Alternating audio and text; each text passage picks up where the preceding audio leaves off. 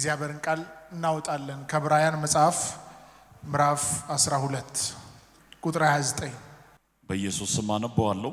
አምላካችን በእውነት የሚያጠፋ እሳት ነውና። አምላካችን በእውነት የሚያጠፋ እሳት ነውና።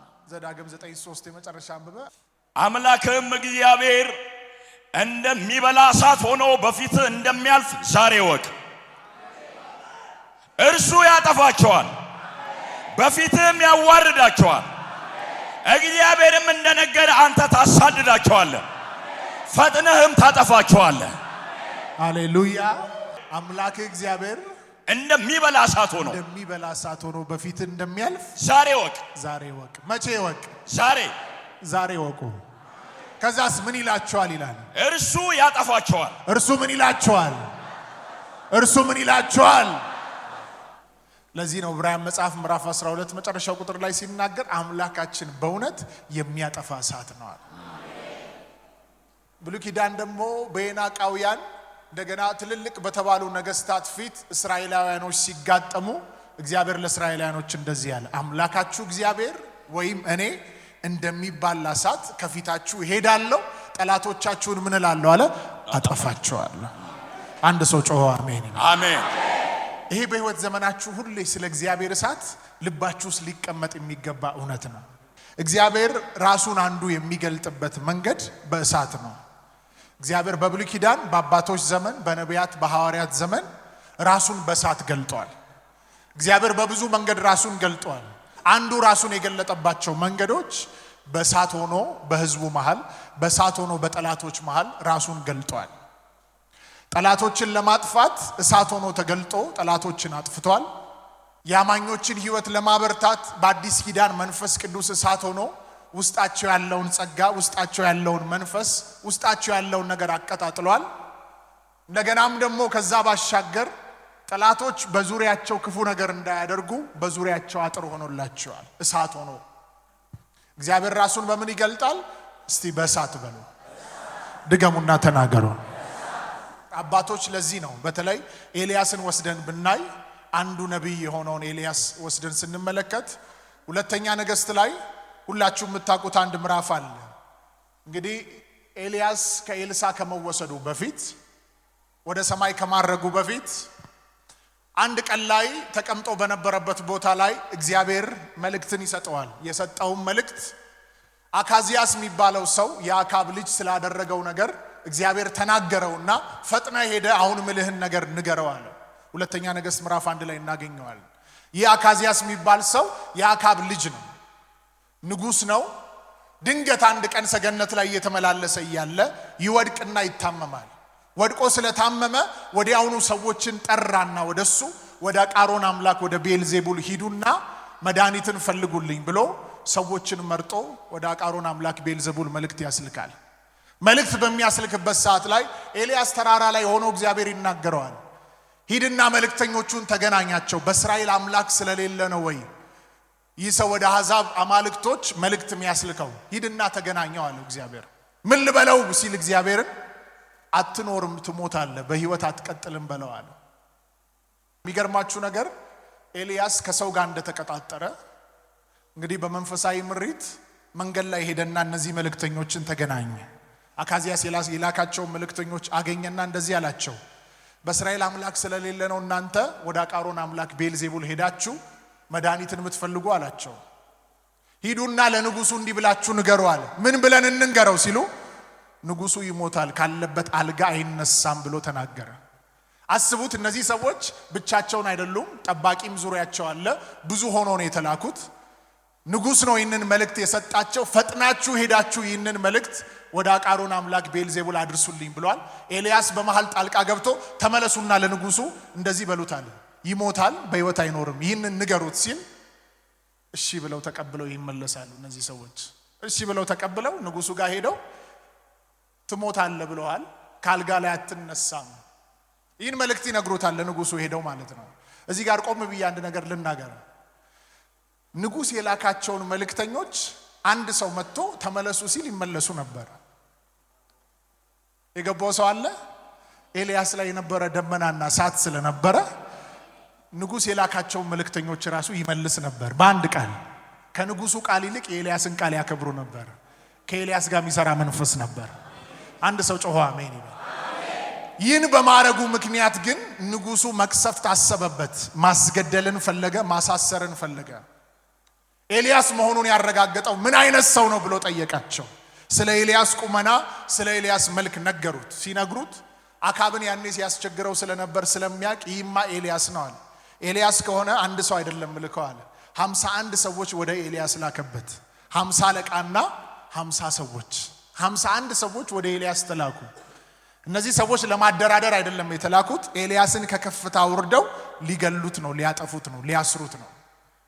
ለምን ሲባል በዛ ዘመን ላይ አንድ ሰው ትንቢት ሲናገር ወይ ሟርትን ከተናገረ የተናገረው ሰውዬን በመያዝና በማሰር ወይም በመግደል የተናገረውን ቃል ማፍረስ ይቻላል የሚል ሐሳብ ነበር፣ እምነት ነበራቸው። ለዚህ ነው ወደ ኤልያስ ሄዱና 50 ሰዎችና 50 አለቃ እንደዚህ ያሉት፣ የእግዚአብሔር ሰው ሆይ ንጉሥ ና ውረድ ይልሃል አሉት። ይህ ሰው ስለ እግዚአብሔር እሳት የገባው ሰው ነው። የእግዚአብሔር እሳት ጠላቶቹን ሲያጠፋ አይቷል። ጠላቶቹንም እንደሚያጠፋ ያምናል። እንደዚህ አለ፣ ልብ ብላችሁ ስሙኝ፣ እኔ እግዚአብሔር ሰው ከሆንኩ እሳት ከሰማይ ወርዳ ትብላችሁ አለ። እኔ እግዚአብሔር ሰው ከሆንኩ እሳት ከሰማይ ወርዳ ምን ትበላችሁ አለ። ወዲያውኑ እግዚአብሔር እሳት ወረደች። 50 አለቃውንም 50 ሰዎቹንም ምን አለች ይላል በላች። እስቲ አንድ ሰው ጮሆ አሜን ይበል። እስቲ ድገሙና አሜን በሉ። ዛሬ አንድን ሰው ህይወቱን ዘመኑን ያስጨነቀ የትኛውም የዲያብሎስ ስራ፣ የትኛውም የጨለማ አሰራር በእግዚአብሔር እሳት ይበላል። በእግዚአብሔር እሳት ይበላል። ኤልያስ ከመጡበት ጠላቶች የሚያመልጥበት መንገድ በርቶለታል፣ ገብቶታል። በልብ ውስጥ ያስቀመጠው ነገር ነው። ጠላት ሲመጣ እሳት ነው የሚጠራው። ያ በሽታችሁ፣ ያ ያስጨነቃችሁ ነገር እንዳትቀጥሉ የሚፈታተናችሁ ነገር ሁሉ ላይ እሳት ዛሬ ይወርዳል። እሳት ይወርዳል። እሳት ይወርዳል። እሳት ይወርዳል። እሳት ነገሮችን፣ የተዘጋውን ነገር ይከፍታል። እሳት የጠላቶችን መሰዊያ ያፈርሳል። እሳት ጠላቶቻችሁ ወደ ነገ እንዳይቀጥሉ የመኖራቸውን ህልውና ይነጥቃቸዋል። አምላካችን የሚባላ እሳት ነው፣ የሚያጠፋ እሳት ነው ሲል ልጆቹን አይደለም። ልጆቹን ያ እሳት ያበረታል እንጂ አያጠፋም። ልጆቹን ይጠብቃል እንጂ አያጠፋም። ልጆቹን ይከልላል፣ ይጋርዳል እንጂ አያጠፋም። ለዚህ ነው ለኢየሩሳሌም እንደዚህ ያላት፣ በዙሪያ የእሳት አጥር ሆናለሁ፣ የእሳት ቅጥር ሆናለሁ። ዘዳግም 9 ላይ ሲናገር ለእስራኤል ሕዝብ የመጣው ቃል ነው። እግዚአብሔር እንደዚህ ያላቸው ባይዘው። ይሄ እግዚአብሔር ይህንን ቃል ሲናገር እስራኤል እንዴት እንደሚያርፍ አስቡ። ዛሬ በእናንተ ፊት እንደሚባላ እሳት ሆኜ እንደማልፍ እወቁ አለ። ታጠፋቸዋላችሁ ጠላቶቻችሁን አለ። የትኛው ተራራ ነው እግዚአብሔር በእሳት ከፊታችሁ አልፎ የትኛው ተራራ ሆኖ ይቀጥላል? የትኛው ወጥመድ ሆኖ ይቀጥላል? የትኛው በሽታ ሆኖ ይቀጥላል? መቀጠል ላይ ችል ስራው ይፈርሳል። መቀጠል ላይ ችል ስራው ይጠፋል። ሃሌሉያ! ያ ያስጨነቃችሁ ነገር ዛሬ በእሳት ይጠፋል። ያ በሽታ ይጠፋል። ይጠፋል በኢየሱስ።